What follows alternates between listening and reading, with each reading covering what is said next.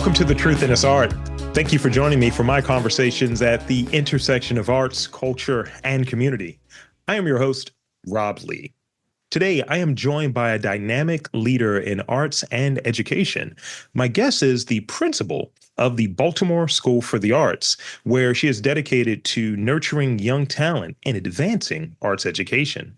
With a commitment to diversity and community engagement, she is instrumental in guiding the next generation of artists.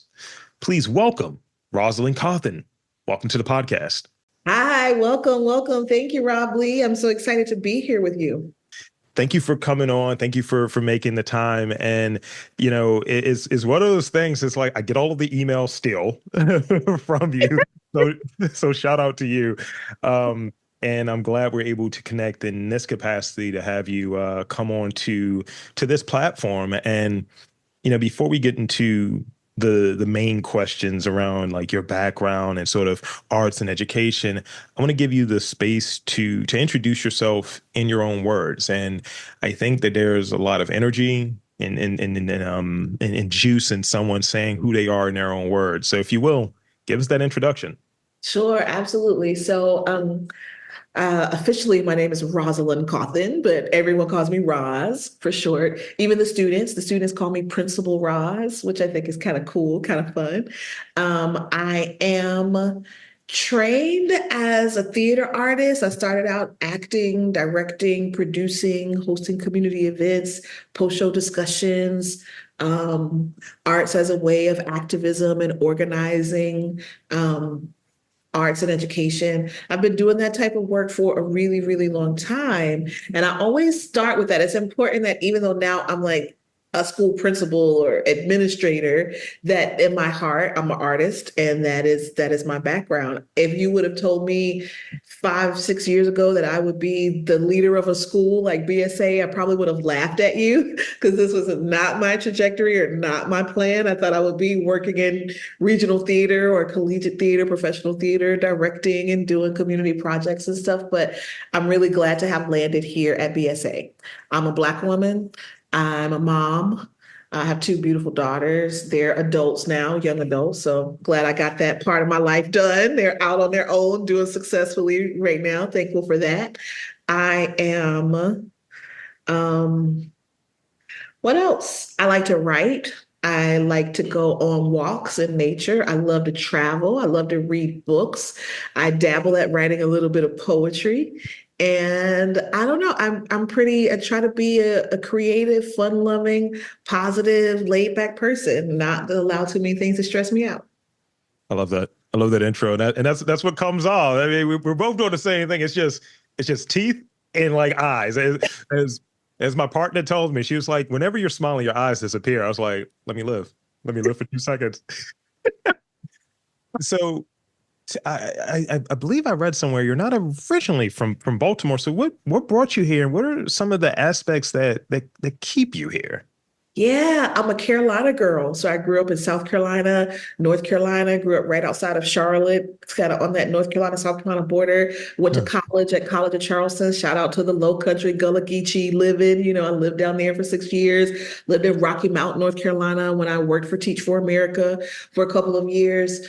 What brought me to Baltimore was grad school. So I did Teach for America for 2 years in Eastern North Carolina. I taught theater arts to middle schoolers at Red Oak Middle School, and I really enjoyed that time of my life.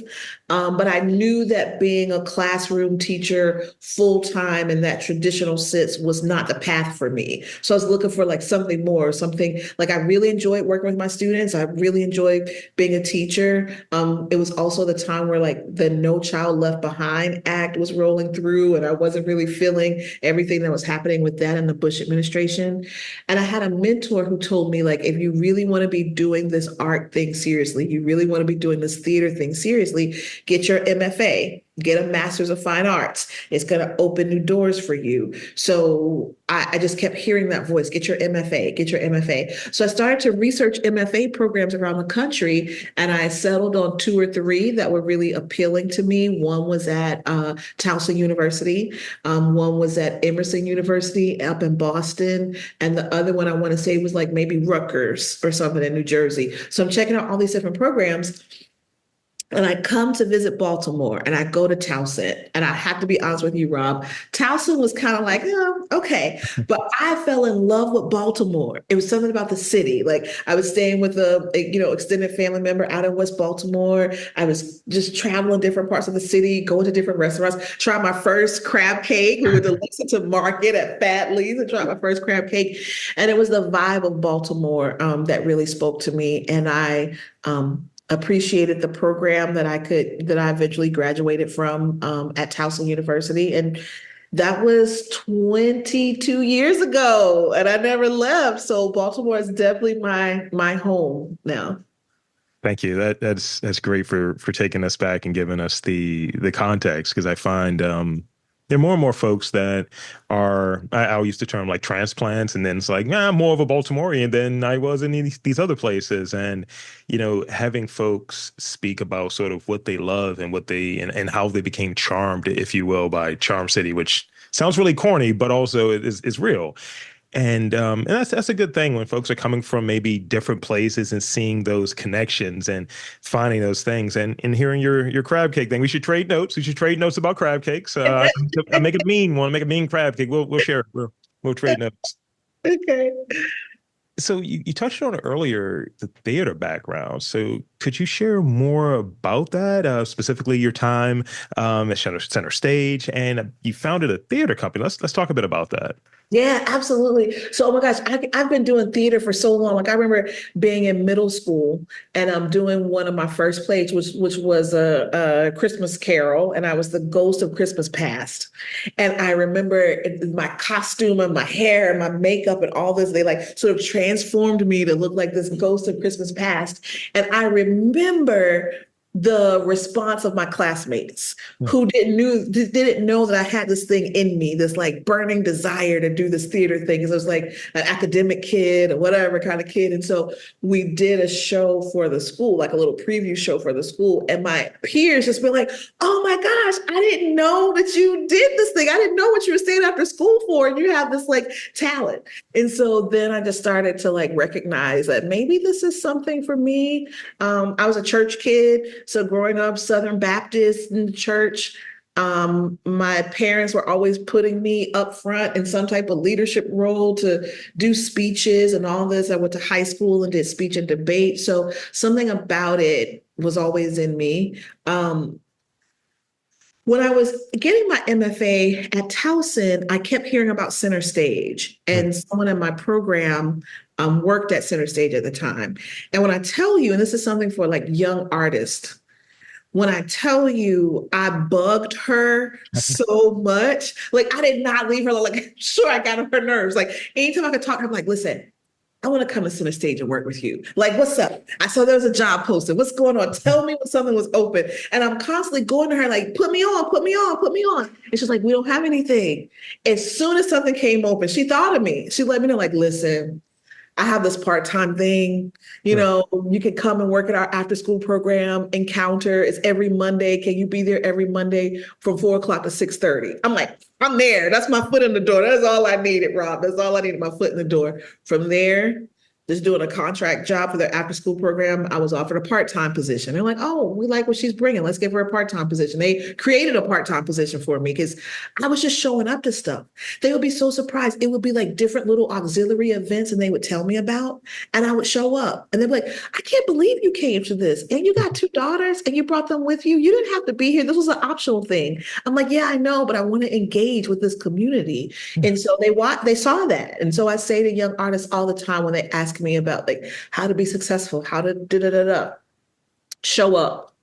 You probably experienced this in your life, like even with what you were saying about Artscape. Someone says, hey, Rob, you want to try this thing? And you're like, I don't know. Sure. Okay, I'll go. And you never know who you're going to meet, who's going to be the next person to offer you a job. So anyway, from that, they created this part-time position for me working in community programs and education. We were doing after-school programs. We were doing Young Playwrights Festival. We were designing curriculum for summer programs and starting summer programs. And it felt like right in my wheelhouse because it was the professional world of theater, but also this education piece that I had been kind of exploring and massaging. Then from there, there, a full-time position came open, and I was there for 13 years, worked my way up, education coordinator, until I was actually running the entire community programs and education department, which was really cool. And I had people who showed me the way. It's not like we're self-made. I don't think anyone just comes out self-made. It was people who had gone before me,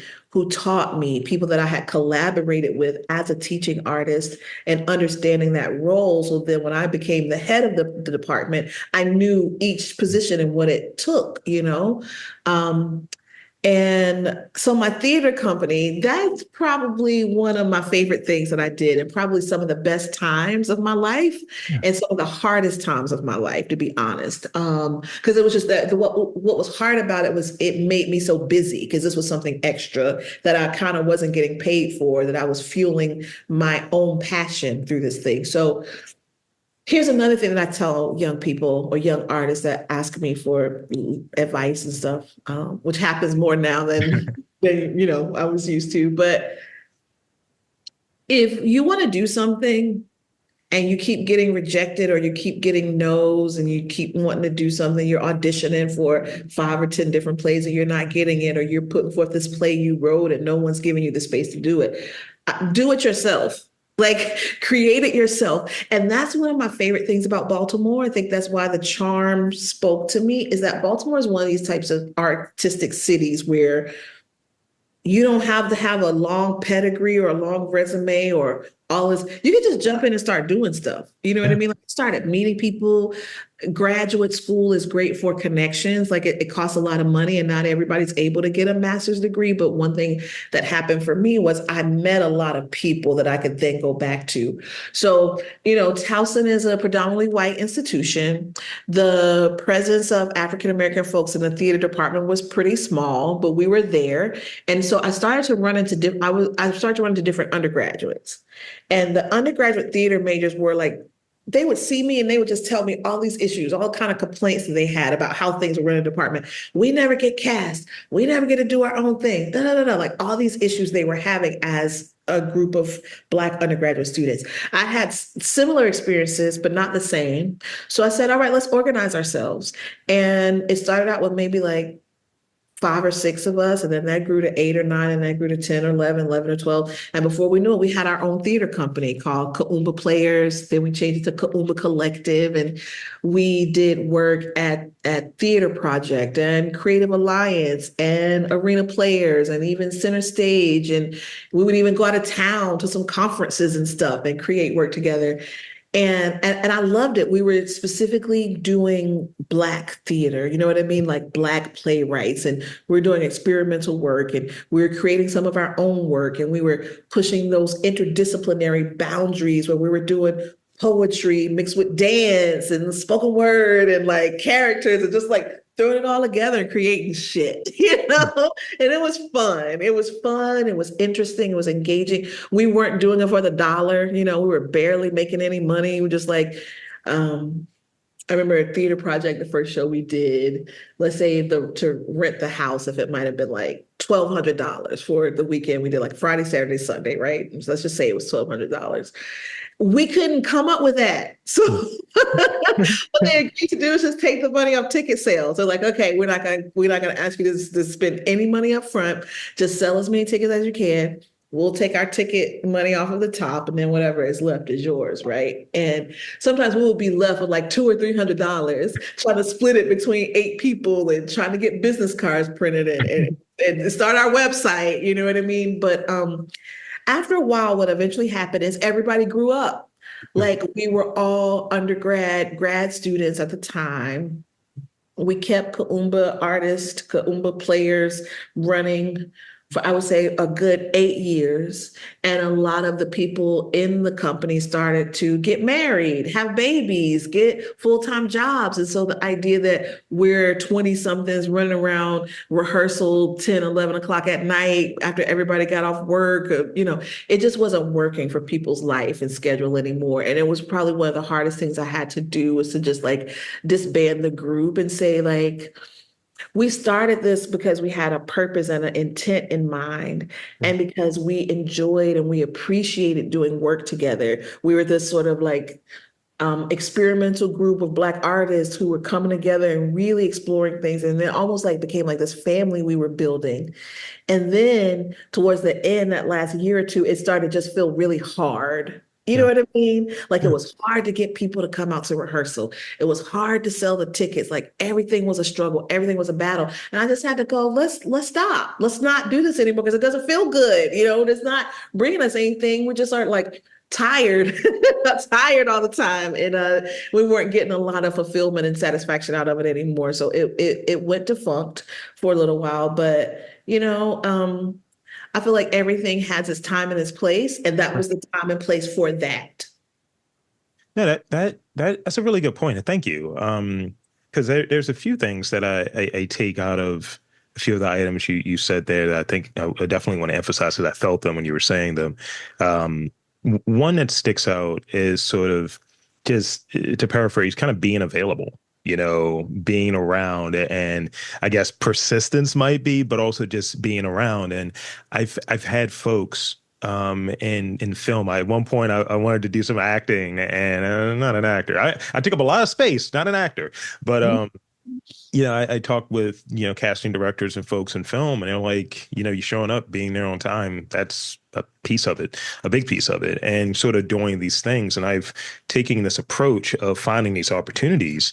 As an Aquarius, I call it riding the wave. I just ride the wave. It's just like I'm available. And then, kind of building that up to get that name out there and get that sort of exposure and experience, really. And then from there, having that experience, you start to refine it of what really fits and what makes sense. And the last thing I'll say, and it touches on sort of that last portion you were describing, as far as like that challenging decision there. When when things in doing this and doing podcasts, and I've been a podcaster for 15 years, and when it gets to that stage where it's not as fun or not fulfilling, you don't want to do it. You don't feel inclined to do it. I've had co-hosts, and I'm really into the thing that I do. I'm really into it. And sometimes other folks are maybe into it to a lesser degree or into it for a different reason. And it's just like, you can tell that energy isn't there, and that sort of like involvement isn't there. So it's like, let's not fake it. We can do something else. We can disband this and start something else that might fit better, or not do any of this at all. And it's like I say to folks before we do these interviews, because folks have a lot of nerves sometimes. It's like, oh, I got to talk about my work. It's just a conversation. That's all it is. And kind of bringing it down that it's not rarefied. It's not an exam or anything along those lines. It's to be fun. It's to be, engaging.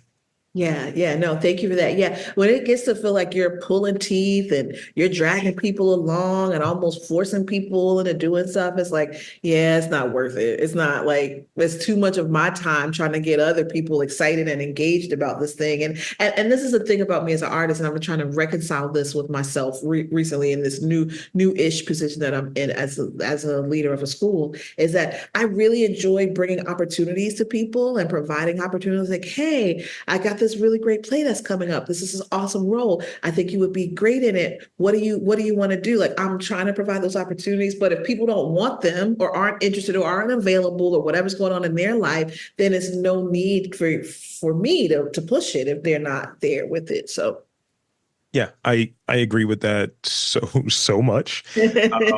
And especially I'm my own booker. I do all of these different things. So sometimes I have to put on different hats, sometimes a fedora, sometimes like a do-rag, but I'm having different conversations and taking in different perspectives. And it's just like, if you don't want to do this, we don't have to. Because, sometimes when I'm getting and trying to book certain folks, it's just like, all right, bro, you've kind of rescheduled this 6 times. Because it's like, this is part of a batch of interviews I was doing, 4 months ago. Now I'm on to something else. right. So in that, it's sort of a good transition point here. Let's talk about sort of the transition from, theater, specifically like center stage, to, BSA, Baltimore School for the Arts. What was that transition like? What led to that transition, if you will? Yeah, wow, yeah, of course. So, BSA has such an amazing reputation in Baltimore City. And when people come to BSA, they tend to stay for a really long time. So the person who was in the position before me was like well known in theater. He was the head of the theater department here at BSA for many years. Actually, since the school started, he was the head of the theater department. So he was retiring. And there are all these job postings coming out, about this head of the theater department position being open at BSA. All my friends, colleagues, different people I know were hitting me up like, hey, you should apply for this job. This would be really great for you. I'm like, what? Like, I'm working in professional theater. So I taught as an adjunct professor for a really long time as well at Towson University for about 13 years. So at the same time, while I was on this track of being the head of community programs and education at Center Stage, I was an adjunct professor at Towson, and I had developed a number of classes. Like I found my little niche, and my niche was cultural diversity in theater, but that's what I wanted it to be. So I had developed a course on African American theater. I developed a course along with my mentor on contemporary women in American theater, and I was teaching this sort of general course for non-majors called just cultural diversity in American theater. I really thought I wanted to be a college professor in theater at one point in my life. So anyway, I'm doing those things. People are sending me this job at BSA, and I'm like, I don't want to go teach at a high school. Like I taught middle school, whatever amount of years ago. I don't want to be doing that. And they were like, no, you don't understand. Like BSA is a very special school, and I knew about BSA. It done some, projects and stuff in connection with Center Stage here at BSA, but I was like, I don't know. And then the head of the school at the time, Dr. Chris Ford, reached out to me specifically and was like, hey, he and I had met before. He's like, hey, I have this position open. I really, really, really want you to apply. Why don't you come to the school and do a visit? Just come visit. Just come do a tour. Just come to the school. And I have to tell you, Rob, I came to visit the school and I fell in love with the place. I was like, oh my gosh, this is special. Like maybe I do want this job. So I applied and I got the head of the theater department position. That was 9 years ago. I led the theater department for 5 years. Um, and then the position came over for head of school. And what's interesting, and this has been my experience pretty much my whole life, that there are leadership qualities and things that other people see in me that I don't always see in myself. Sure. And so what I start to hear from people and understand is that when Dr. Ford hired me to be the head of the theater department, he had in mind all along that I would be the head of the school, that I would run the school. He never told me. Like he would drop little hits sometimes, like, have you ever thought about getting your certification to be like a school leader? I'm like, no, I don't want to do that. Have you thought about maybe you should? Maybe I was like, okay. Maybe you should update your signature a little bit to include this title. It's like, what? Like, wow. What are you talking about, Dr. Ford? So during the pandemic, when he did decide to retire, he really laid it on thick. He was like, you are the one. You are the one to run the school. I need you to get your stuff together. Come on and do it. And just like the decision to even apply for the head of the theater department, I was reluctant, but other people kept pushing me in my life, like, no, you can do this. And so sometimes we have to be open to what other people see in us. Yeah. Right, that maybe we don't see. And so he would give me a lot of school-wide projects or activities to work on. And I never could understand why. But every time he gave me something, I did it and I crushed it, right? Yeah. It's again a thing of like showing up. He's like, we need some help with someone organizing the Black History Month. Okay, got it. I need someone to help with this. Okay, I got you. So I was doing these school-wide things. So before I realized it, I was firmly in this world of arts education and arts administration and had put some of my own personal practice as an artist, director, performer to the side.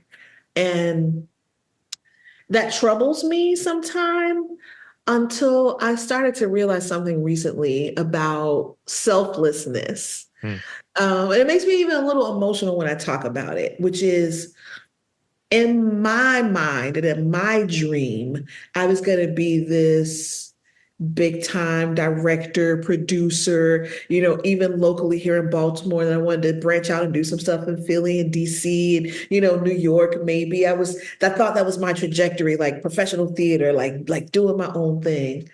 And I was invested in it but I think there is a greater purpose for my work, and Mm. that I can look at it as a loss that I don't get to do my own personal art practice, or I could look at it as like a value add in the sense of like being in this type of leadership position, I'm able to make art opportunities happen for 427 students. That it is not always just about me, it's about me being a vessel to support these other dreams around me. Yeah. Particularly when I think of our young Black students so I'm the first Black person to run this institution, of letting them know anything is possible, any dream that you have, any place that you see yourself, Kamala Harris, the next VP, the next president, you see Mm. yourself there. Yes, that's you. You can do that. So I see myself as this vessel, this living, walking example of someone who had never looked like me before, had the opportunity to do this, that now I can. And also not just the arts experiences I'm able to provide opportunities for our 427 students, but also the multitude of staff members that we have. It's really important to me that I'm supporting the staff and their dreams, whether it's like helping them find money to go off to a conference, or a particular artist that they want to study and work with, and providing funding to do that, or providing space for them to take kids on a field trip to DC to see this museum. Like whatever it is, like I can support my own dreams coming true, or I can support this entire community of people and their dreams. And so like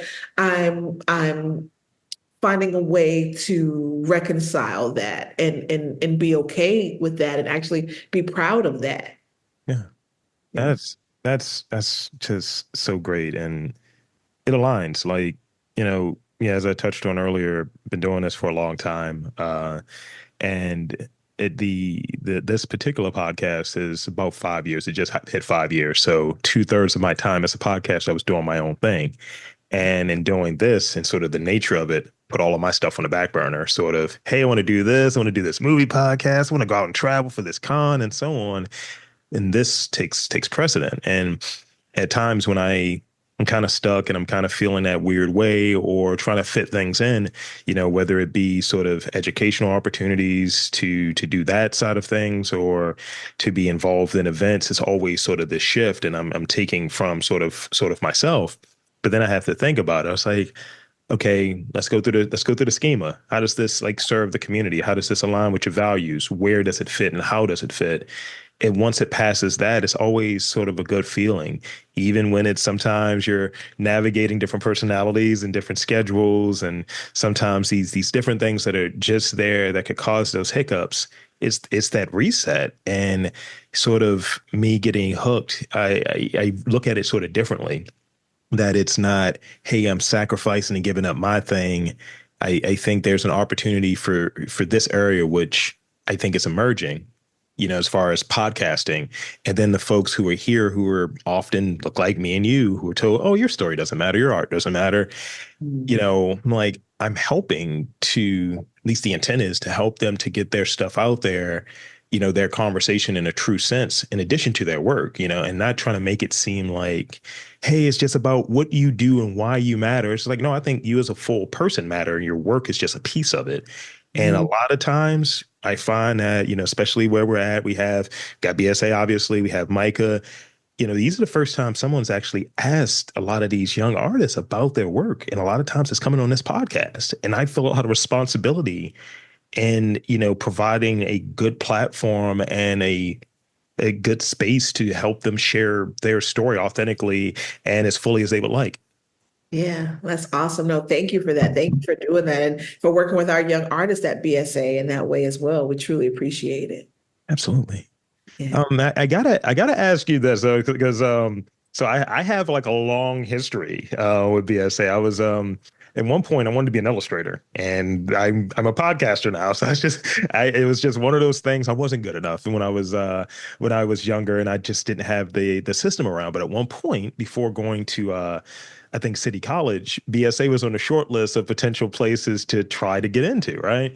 And to have the opportunity to come back as an adult and have some sort of impact in that way, I was just like, wow, this is really cool and this is unexpected and this is a new thing. But the thing that stuck out to me, the experience that stuck out to me was sort of every week going into the building, going into the school, and just it's the hustle and bustle, but it's an energy, a creative energy, just folks collaborating, and whether it be, with the faculty, with the students, and it's still a high school, obviously, and you still have like sort of what is it, Gen Z, Yeah. but you have like this collaborative energy. It's palpable. Could you describe like that first time you stepped into the school and sort of like what that energy was like and how you feel like now, like, years and being there, like how has it changed? And just describe those feelings. Yeah, no, this is a great question. So, the founders of the school 45 years ago, because we're about to be in our 45th anniversary this upcoming school year, they really knew what they were doing. Like they really took their time in designing the school and how it would run and the layout of the school and the location of the school and what is on which floors. Like when I first came, I'm like, whoa, and people often describe it as magical. They're like, whoa, it feels magical here. Like even the style of the school with it being an old hotel, it's like Hogwarts. You get lost around here. The different entrances, like, do I take the spiral staircase or do I go over here? And what's the brownstone? What are all these different areas, right? It's a hodgepodge of a school building, right? My first experience was breathtaking. It was like, you come in and sometimes because the music department is on the second floor, you hear the kids tuning their instruments or warming up or singing as you're going through the lobby. Then you walk down the hallway and the theater kids are in the hallway because there's not enough room in the classrooms. And you'll see two or three kids over here rehearsing a scene or a kid this way doing a monologue and you walk by, you think they're talking to you. They're not talking to you. They're actually rehearsing in the hallway. The film kids running around inside, outside the building, picking up, different things with the Madison and Cathedral documentary that they're creating about the school. Over here where my offices are is the dance department. So we have three dance studios, beautiful, stacked on top of each other. We do live accompaniment for every dance class. Like the energy, you used the word earlier that I really like. The energy is palpable when you walk in. It's creative.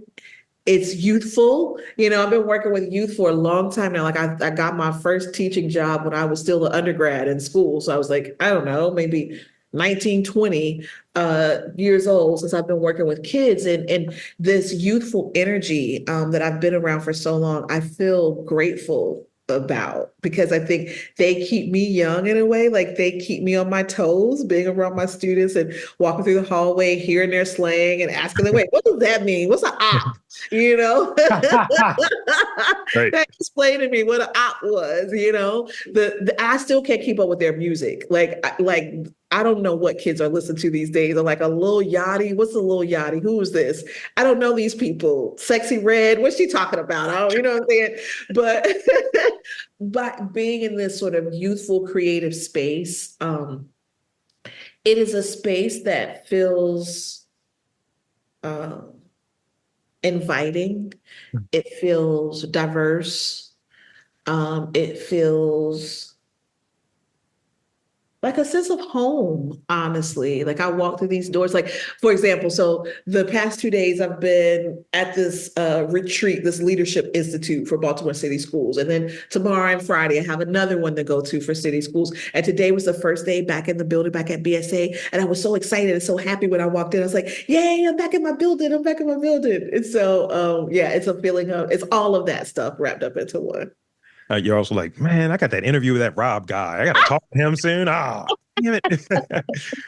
No, that's great. It is it's definitely one of those things where in doing it, it's my first like teaching gig, right? And going there, I had all types of nerves and so on. And you're so on point when it comes to the reputation piece of it, Mhm. where I have a few friends I've interviewed who are faculty and so on, and they're like, "What's going on, coworker?" I was like, "Something," or just reaching out to folks about what do you think and sort of in sort of getting that feedback and seeing I've done this and people appreciate it and they get it.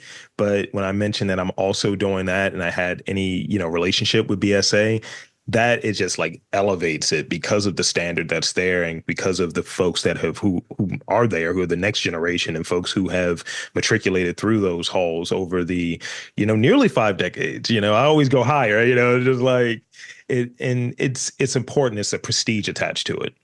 Yeah. Yeah. I mean, and you being a city college grad, I mean, I know you feel the same way. Like when I was in the meetings that I was in this week for BCPS, I was with Principal Harcum, from City and the principal at Poly. Like we're all in the same network. So it's BSA, City, Poly, Western. We're like the citywide choice schools, Yeah. and sometimes, Rob, I feel bad about that because there's some inequity in Baltimore City schools. Like the experience that a student is going to get coming to a BSA or a city, how different it is if they're coming from Edmondson or NAF or maybe even Digital Harbor, although they're making all the schools are making improvements, but there is a hierarchy of these choice schools like BSA and City and Poly. And I don't know what that's all about because I didn't create it. There are lots of things about our educational structure that I question, but I just, all I can say is that I feel thankful for myself and my staff and my students and what we're able to create, this little kind of safe haven of artistry. There are not a lot of places like it in the city or even in the nation. Like one thing that's been interesting to me since I have been in this position, or even since I've been at BSA, we always will get like contact from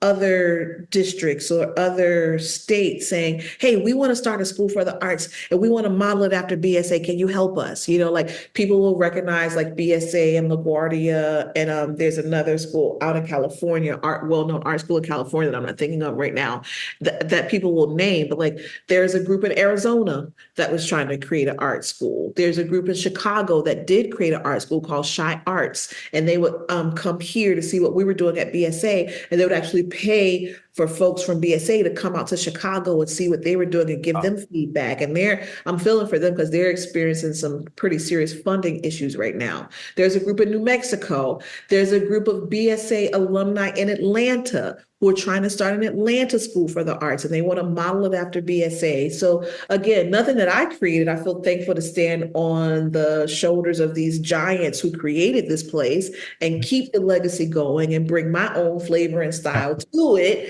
Yeah. But it was created in a way with a really solid foundation.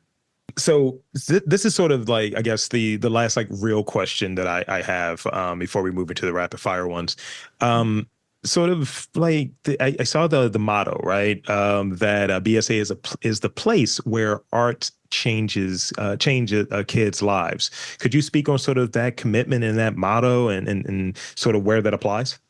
Yeah, absolutely. So we were recently looking for a new foundation director because BSA exists because we have a special partnership with Baltimore City Schools where we have a MOU or Memorandum of Understanding with city schools that provides some funding for our specialized arts program. And then we have a nonprofit 501c3 foundation that's raising about $1.5 million a year to help bring in professionals such as yourself, right? Our artists that we're bringing in from the community to teach the students because they are working artists, right? So the city schools doesn't pay for all that. Our foundation pays for it. And so we were going through this process of finding a new foundation director, and the question came up, can we really quantify and qualify that we're changing kids' lives? Because that's a lot that we're changing kids' lives, right?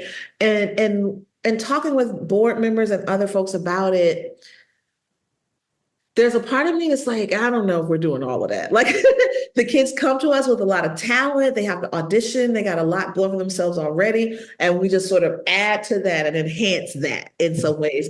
But hearing some of these kids' stories and some of these parent stories at BSA, I think we are transforming kids' lives. Like I really do. And I just think it is that time of their lives when they're in high school, that 14 to 18, and they're looking for their passion and they know a little bit about a little something and they start to hone in on their skills a little bit more and get a little bit more serious about what they want to be doing. It's a very influential time in a young person's life when they're in high school. And so that influence that we're able to have and that they're able to on a daily basis work with working professional artists who are still in the field doing their thing, and that the high level of expectations that we have for our students and the drive and ambition that we put into them towards the Juilliards and the NYUs and even the UMD, full ride, Linehan scholarship at UMBC, like whatever it is, we're really pushing them and we tell them this is what we expect of you. And so they meet that expectation. So in those ways, I think we are transforming their lives. Like I watched them from ninth grade to 12th grade. Yeah. And they come in as these like really innocent, unsure of themselves, not confident, little odd, lanky, quirky little kids, don't know what to do with their body and their arms. And then I see them when they're 18 on that stage about to graduate in their full confidence as leaders, as artists, going to these great universities and can speak for themselves and advocate for themselves and their fellow students. I go, we did something. We helped do something, and we're not doing it. We're helping, to do something with these kids in their lives. And so I'm just glad to be a part of that process, but knowing that it is not about, we're not saviors. We're conduits. We are facilitators of knowledge and collaborators and inspiring our students, but that they come as full, whole human beings. We're just doing whatever we can to add to it. That's great. It's a great place for us to close out. Sort of on the main conversation. I got one question I want to ask you before we wrap. Okay.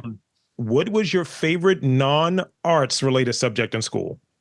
Oh, that's easy. English. Oh my gosh. I loved English. I wanted to be a writer. When I first went to undergrad, I was an English major for a hot second, like a semester. And I'm like, I'm tired of reading dead old white guys. Honestly, for me, I don't need to be an English major, but definitely English, followed closely by history. Thank you. That is great. I wanted to take the final moments here to, one, thank you for spending some time with me today, and two, just tell the folks where to check out BSA website, social media, that sort of thing, and we'll close out. Yes, absolutely. So you can follow us at Balt School Arts on Instagram, Balt, BALT School Arts. Find us. Go to our website, bsfa.org. Reach out to me. My contact information is there. Drop me an email. I'm never too busy to respond to community folks who want to engage with BSA. And thank you, Rob, for engaging with me and with our students. And I look forward to what's going to come next for you and your career as well. And there you have it, folks. I want to again thank the Principal Roz, the principal from the Baltimore School for the Arts, for coming on. And I'm Rob Lee, saying that there's art, culture, and community in and around your neck of the woods. You've just got to look for it.